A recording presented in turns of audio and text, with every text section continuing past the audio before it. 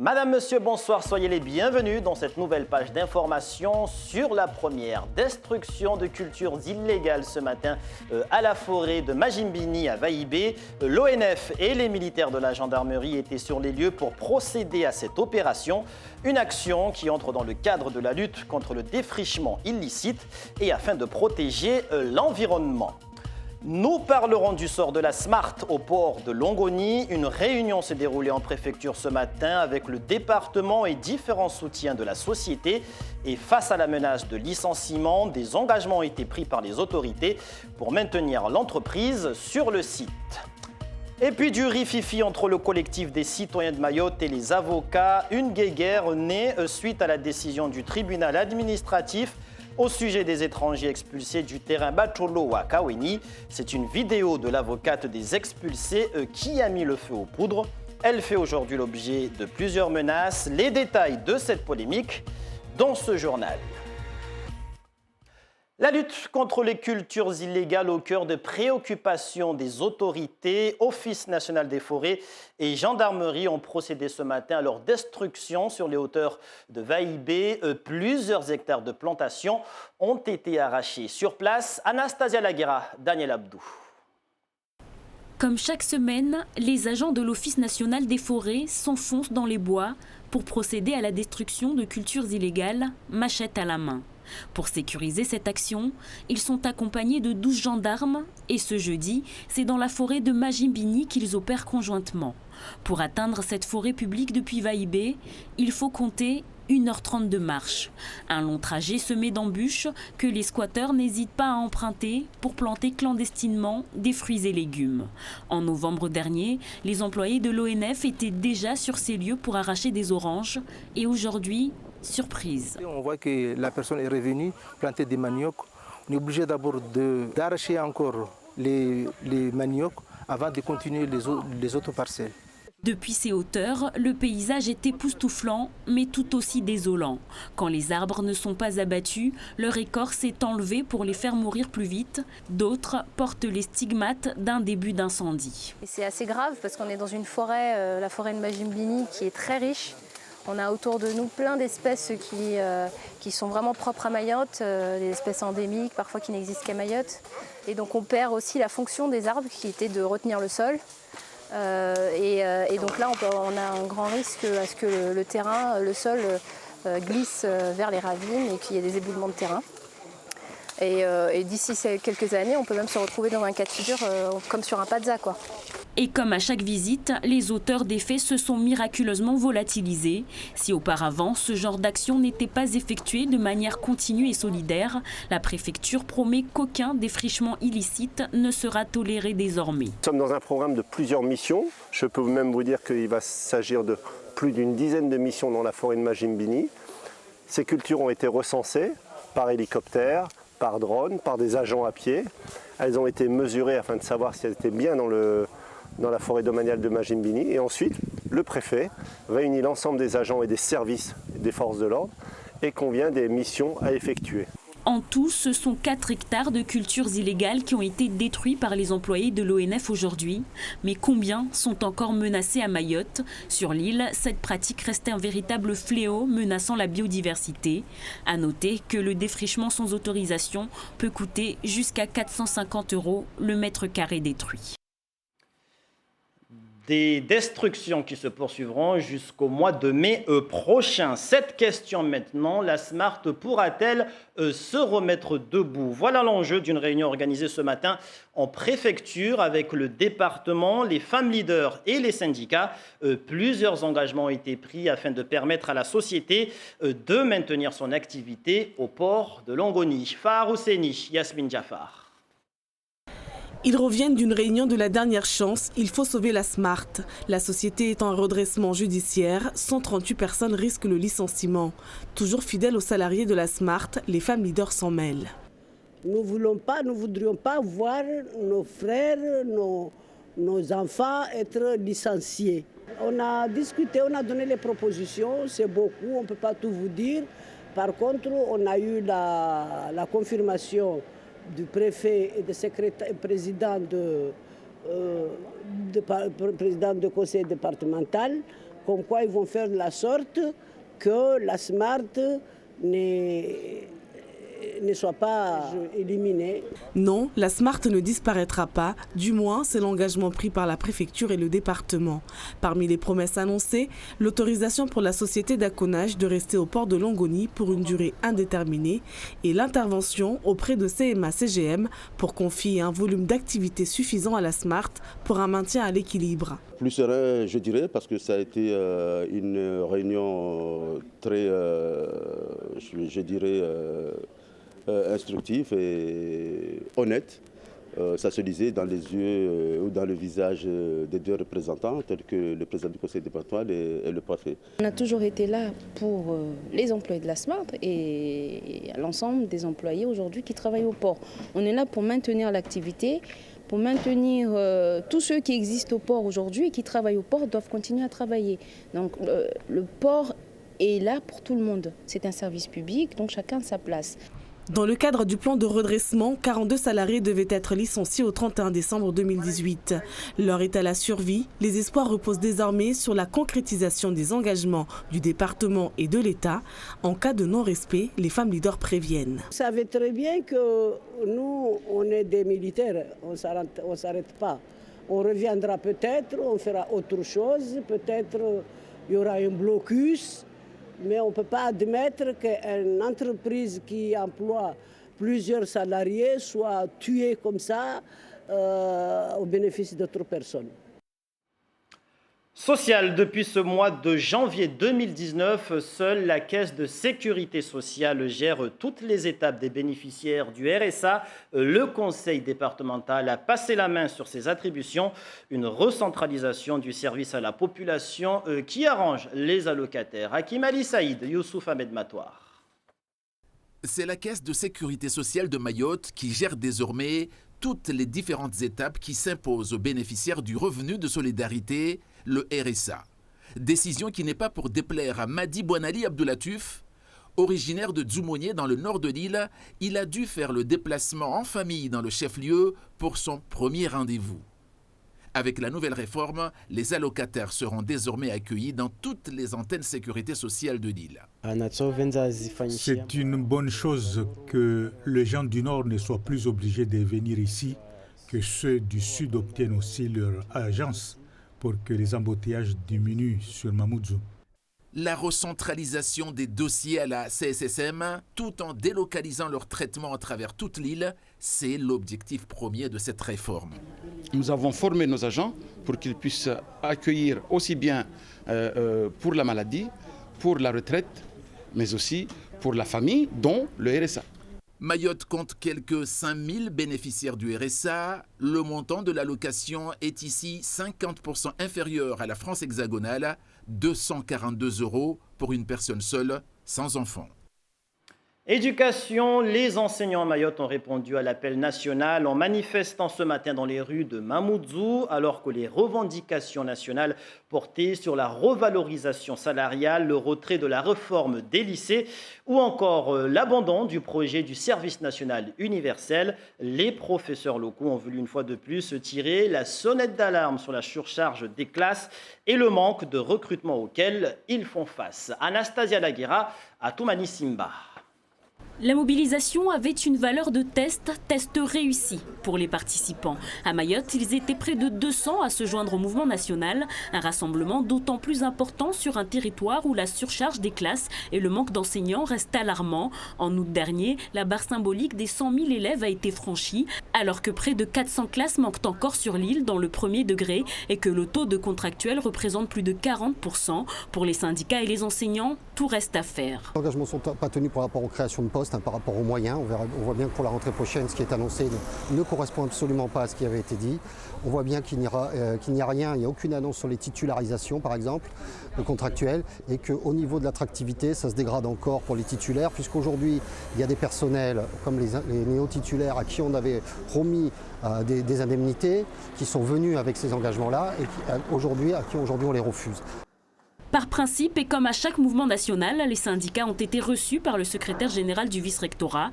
Quelques mesures en vue, mais toujours trop peu face au manquement. Nous obtenons 150 postes d'enseignants du premier degré, 83 ETP du second degré et 13 postes administratifs et techniques, dont les 10 postes qui vont permettre au vice-rectorat de monter en compétences pour donc devenir rectorat de plein exercice, normalement au 1er janvier 2020.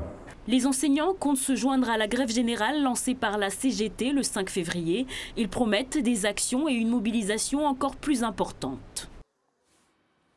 Éducation toujours avec l'école primaire de Passamantista fermée de force ce matin. L'établissement a été bloqué par les parents d'élèves. Ces derniers protestaient contre l'installation électrique défaillante de l'école. Une défaillance qui ne garantirait plus la sécurité de leurs enfants. La mairie a prévu des travaux d'entretien, mais qui ne débuteraient qu'en décembre 2019.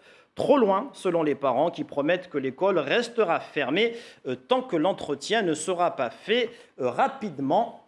Image signée ici, Atoumani Simba. Les Outre-mer doivent s'engager dans le grand débat national. C'est le plaidoyer de l'ancien directeur de la campagne d'Outre-mer d'Emmanuel Macron qui le crie sous forme d'une tribune dans le quotidien Le Monde. Max Dubois estime que les assises des Outre-mer ont été un échec. Le grand débat serait une occasion de reprendre la main. William Cromwell, Nordine Bensmaïl. Le résultat des assises est médiocre. Le constat est d'autant plus lapidaire qu'il ne vient pas de l'opposition. Pire, c'est un soutien de la première heure d'Emmanuel Macron qui le porte, avec d'autant plus d'amertume qu'il a cru à la méthode au départ. Ça n'est pas tant les 25 000 contributions qu'il conteste que ce qui en est sorti. Les assises, c'est un échec, voilà. Il ne faut pas aller à demi-mot. Nous attendions des assises qu'elles permettent de régler des problèmes qui sont essentiellement des problèmes économiques. Donc ces assises, qui devaient, à mon avis, complètement déboucher vers des grandes idées, mais les grandes idées, les grandes filières économiques auxquelles tient profondément le président de la République, n'ont pas émergé. Donc aujourd'hui, nous n'avons pas notre compte dans les assises d'outre-mer. Et Max Dubois d'enfoncer le clou. Depuis 2009 au moins, les gouvernements savent ce qui ne va pas dans les outre-mer et même comment y remédier. Alors les assises ratées, vive le grand débat national. Les assises ont au moins le mérite d'exister au sens où elles sont l'exemple de ce qu'il ne faut pas faire. En même temps, évidemment, il faut rejouer le match. Je vais vous le dire tout net, c'est-à-dire qu'en fait, ce qui n'est pas sorti durant les assises des Outre-mer doit sortir maintenant. Le grand débat national est ouvert jusqu'au 15 mars dans les Outre-mer et partout ailleurs en France. D'ici là, la ministre des Outre-mer annonce un comité interministériel sur les Outre-mer. Premier bilan des assises, justement, ce serait au mois de février. Retour à Mayotte pour parler de l'aide aux personnes âgées. Le CCAS de Pamandzi veille au confort de nos aînés depuis plusieurs années et depuis plusieurs semaines. Et dans ce sens, plusieurs dizaines de personnes reçoivent à domicile chaque matin leur petit déjeuner. Une initiative qui se fait au grand bonheur des bénéficiaires. Hakim Ali Saïd, Youssouf Abed Matoir. Des viennoiseries, des produits laitiers, du jus, le tout livré à domicile par les agents du Centre communal d'action sociale de Pamandzi. Une cinquantaine de personnes âgées, dont Vorfati, reçoivent désormais chaque jour un apport nutritionnel en calcium. Au-delà du petit déjeuner, nous assistons là à une rencontre intergénérationnelle régulière, une forme de veille sociale. Ils viennent prendre de nos nouvelles, savoir si nous allons bien. Ils nous donnent de quoi manger, Dieu merci. Les choses changent en bien. Nous sommes très heureuses. On n'a jamais eu une telle attention. Un temps d'échange convivial que le CCAS de Pamandzi instaure grâce à une subvention conséquente de la Caisse de sécurité sociale de Mayotte.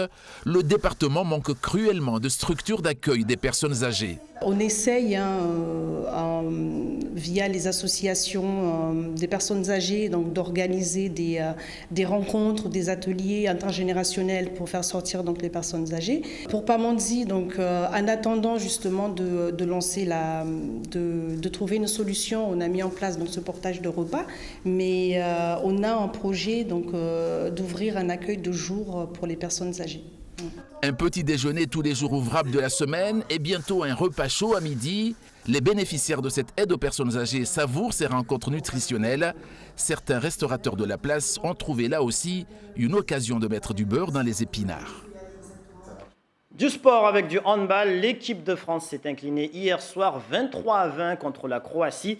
Un match dans le cadre un dernier match qui se jouait dans le cadre des matchs de poule du championnat du monde.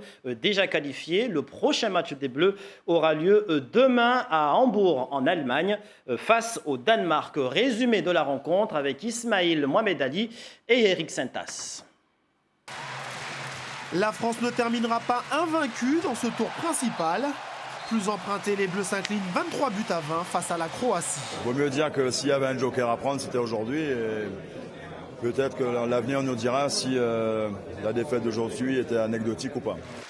Très sérieux et appliqué en début de match, les Bleus semblent quand même vouloir marquer leur territoire. Mais les Croates montent en régime et prennent la mesure de leurs adversaires français. Des Français bousculés et maladroits allant jusqu'à rater des occasions immanquables comme sur ce tir lointain de Lucas Ballot. Les deux sélections se quittent à 11 buts partout à la mi-temps. Au retour des vestiaires, Melvin Richardson surnage dans ce collectif français. Les Croates beaucoup plus percutants passent devant les Bleus au score et impriment un rythme de plus en plus soutenu. En inscrivant 5 buts au cours du match, le Réunionnais Melvin Richardson, encore lui, démontre qu'il est bien plus qu'un joker. Ça s'est joué sur les pertes de balles, je pense, et il y en a beaucoup trop. Donc maintenant, voilà, c'est une piqûre de rappel.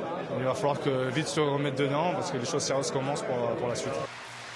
Face à une sélection croate solide et performante, les Bleus voient leur marche triomphale s'arrêter momentanément avec cette défaite 23 buts à 20. Ça nous embête toujours de finir un match comme ça. Maintenant, si on doit en perdre un, vaut mieux que ce soit celui-là. Et j'espère que les deux prochains qui arrivent, on va les gagner. Vendredi, la France disputera les demi-finales face au Danemark. Elle devra montrer un tout autre visage. Allez les Bleus, je vous le disais en titre, le torchon brûle entre le collectif des citoyens de Mayotte et les avocats. À l'origine du conflit, une vidéo dans laquelle l'avocate Maître Gahem s'entretient avec les habitants expulsés des terrains Bacholo à Kaweni. L'avocate est accusée d'encourager l'immigration clandestine et la spoliation des terrains privés. Depuis cet épisode, l'avocate se dit cible de plusieurs menaces. Yasmine Jaffar, Fahar Housseni.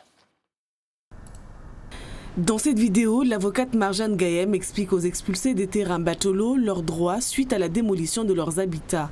Pour Maître Gahem, il s'agit d'une discussion banale entre une avocate et ses clients. Mais ce n'est pas l'avis de tous. La vidéo atterrit sur les réseaux sociaux, notamment sur la page du collectif des citoyens de Mayotte. La polémique commence. L'avocate est accusée d'être complice d'une colonisation comorienne. Depuis, elle reçoit des appels malveillants, des menaces qui ont ébranlé l'ordre des avocats. Une motion est alors rédigée en soutien à Marjane Gahem. Il est inacceptable que des avocats puissent être menacés, et encore a fortiori menacés de mort ou de viol, dans l'exercice de leur profession. Que notre métier est précisément celui-là, de porter la voix des gens en justice. Et lorsque nous portons la voix de quelqu'un en justice, nous ne faisons que traduire en termes juridiques ce que veulent dire des gens. D'où viennent ces menaces ? Mais nous ne nous sentons pas visés, nous dénonçons simplement le système. Il faut que les choses soient claires à Mayotte. Madame Fatima Housseni, qui est bâtonnier, elle utilise l'ordre des avocats pour, en fait, sournoisement faire avancer sa politique de colonisation sur Mayotte. Madame Gahem, qui n'est rien en fait, c'est une dame qui souhaite se faire un nom à Mayotte, sauf qu'elle n'est rien. Si Mayotte, on l'aime ou on la quitte. Le collectif des citoyens de Mayotte n'a jamais incité ni à la violence, ni au viol, ni à quoi que ce soit. Le collectif des citoyens de Mayotte est en train de se battre pour les droits des Mahorais, des droits qui sont légitimes, parce qu'il y a une injustice palpable et évidente pour tout le monde sur ce territoire. À leur tour, le collectif des citoyens de Mayotte ne comprend pas pourquoi, au contraire, le barreau de Mayotte ne condamne pas plutôt les propos tenus par Maître Gahem.